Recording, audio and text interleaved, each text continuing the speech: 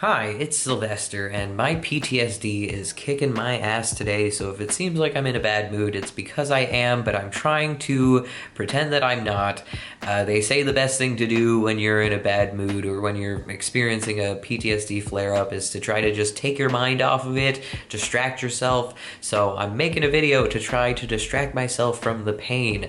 I'm answering some more random questions. I'm getting these questions from questionsgenerator.com. First question we have is, what are the top 3 qualities you admire in others?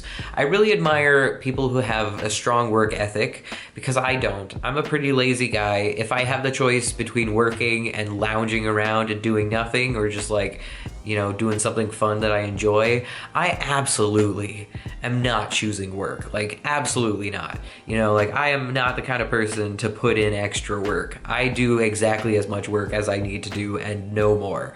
Like, I've never been motivated to work. I've never been a hard worker. Like I've been like when I had jobs, I would put the effort in, but I never really went above and beyond. Like I'd put in the effort, I'd get the work done, and then at the end of the day, when my shift was over, I'd immediately go home. Other people would like hang around after their shift and continue helping out and like they'd, go the extra mile. Not me. I was just like, as soon as my shift was done, I was out of there. When I was actually at work, I worked hard. I put in the work. But again, if I had the option to not, then I wouldn't, I just don't like working. And I admire people who are just like working all the time. They just love working and they just do it constantly. And I'm like, wow, I don't know how, I don't get it. You know what I mean? Next quality I admire in people is likability, which doesn't sound like a quality. It sounds like a collection of qualities, like a bunch of things make you likable, but like, life is kind of a popularity contest. It's kind of like the song Popular from Wicked, where it's like, do these famous people have brains or knowledge? Don't make me laugh. They were popular. And like, it is kind of true that there's so many people in the world who work hard. There's so many people in the world who have a lot of talent. There's so many people in the world who are just like, so worthy of success, but they don't get it because they're just not likable enough, right? Like my dad always said, it's not what you know, it's who you know. And if the right people like you, if the right people want to be around you, then you can succeed much easier in life than if you are unlikable.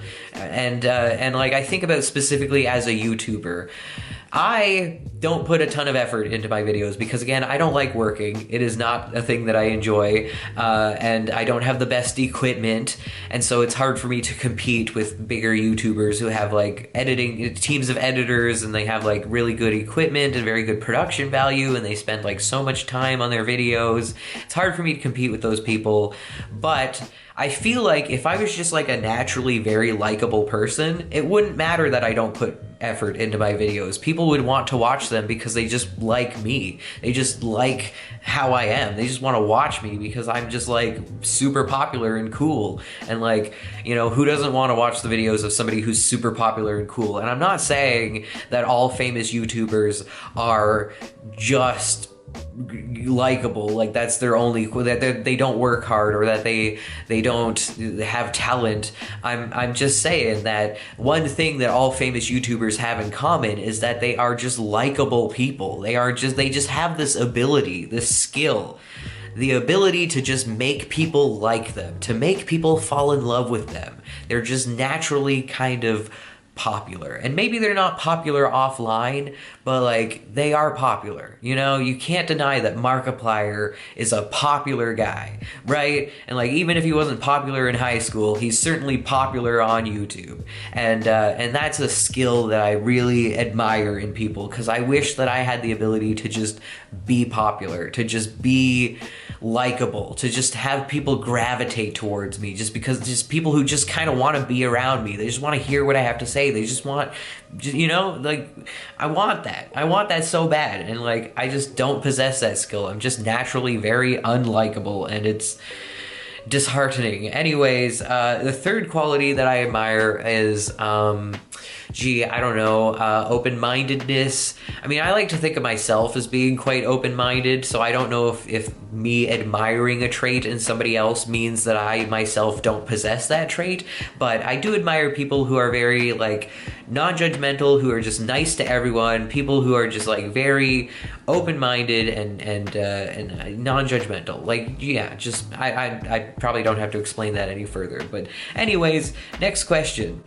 If it was possible to transplant your brain to stay alive for another 100 years, would you? It depends on how ethical the transplantation surgery is. Like, if we're just harvesting the bodies of political prisoners and putting our brains into them so that we could live longer, obviously that's a no from me. That's super messed up and dystopian. But if we're like transplanting my brain into a robot body or something, then like, sure, I'd stay alive for another 100 years. Why not? Next question. What thing have you been procrastinating about that you will begin doing today? I have not really been procrastinating on anything recently. I just, yeah, I don't know, things that need to get done. I just kind of, the thing is, I do procrastinate. I am a procrastinator, but I also get really stressed out thinking about things that need to get done. So oftentimes I try to just get it out of the way. Like, if there's something that needs to get done, but it doesn't need to get done until like Thursday of next week, I'm gonna try to get it done today, just so that I'm not spending the rest of the week worrying about this thing that needs to get done, you know? So, yeah, I'm a procrastinator, but also not. Next question. Can you explain love? I mean, yes, it's a series of chemicals in your brain. I used to know, because I was a nerd in high school, I used to know exactly what chemicals are the feeling that we call love. And I learned this from the show Criminal Minds. There was the character Spencer Reed, and I really liked him because he was also a nerd who just knew a lot of fun facts. And like, that was kind of my thing, is that I like to know just like fun, useless facts. And so one of those facts was that love is, what we call love is a combination of, what is it, norepinephrine, dopamine, maybe serotonin. God, I don't remember, but there's like a series of chemicals in your brain that just like we interpret as being love. And so yeah, I guess that is love. What food do you have a love-hate relationship with? I would say chips. I love chips. They are delicious, but no food makes me feel fatter than eating chips. Now, I am fat, objectively, but I can eat most of the time and not feel fat, you know? And by that, I don't mean bloated. It's just like feeling ashamed of myself. This feeling of like, you know, feeling bad about myself.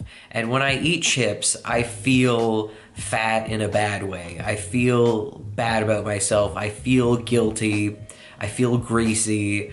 I just don't feel great. And it's not like physically I can't handle chips. Like some people, chips are too greasy for their stomach to handle. Like my stomach is fine with chips. Like they don't make me sick or anything. It's just like emotionally. I said that weird. Emotionally. Why does that word sound weird? Emotionally. Anyways, emotionally, it makes me feel just bad about myself. Like, I just feel ashamed after I eat chips. Next question. What have you recently felt grateful for?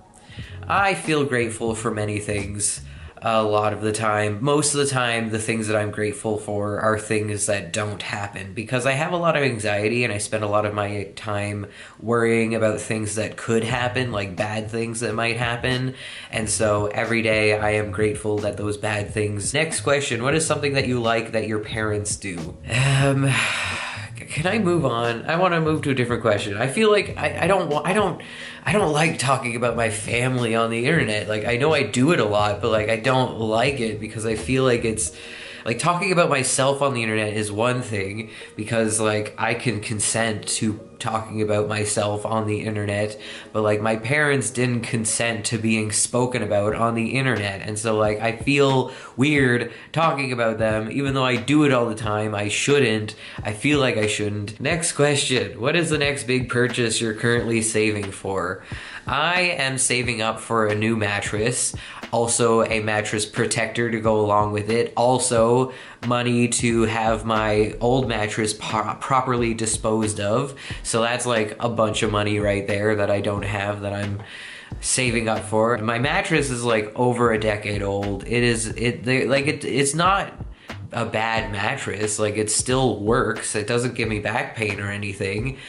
But again, it is really, really old. I've had it for 10 years, and I got it secondhand from my mom, and she doesn't know how long she had it before I got it, so like I don't know how old this mattress is. I really need a new mattress. Anyways, no one cares. Stop talking about mattresses. But like, I do have to save up to dispose of my old mattress if I get a new mattress, because a lot of people who live in this apartment building will put their old mattresses by the dumpsters and just let the people who manage this building take care of it, but you're not technically allowed to do that. That is, I'm pretty sure, illegal, and I don't want to get fined. I don't want to get in trouble, so I'm not going to be one of those people who just leaves my mattress by the dumpsters. I'm going to actually pay a company to come pick up my mattress and properly dispose of it, but I don't know how much that's going to cost. There's a bunch of things that I need money for, and like, you're getting me stressed out because I don't like thinking about how much stuff costs and how much money I need,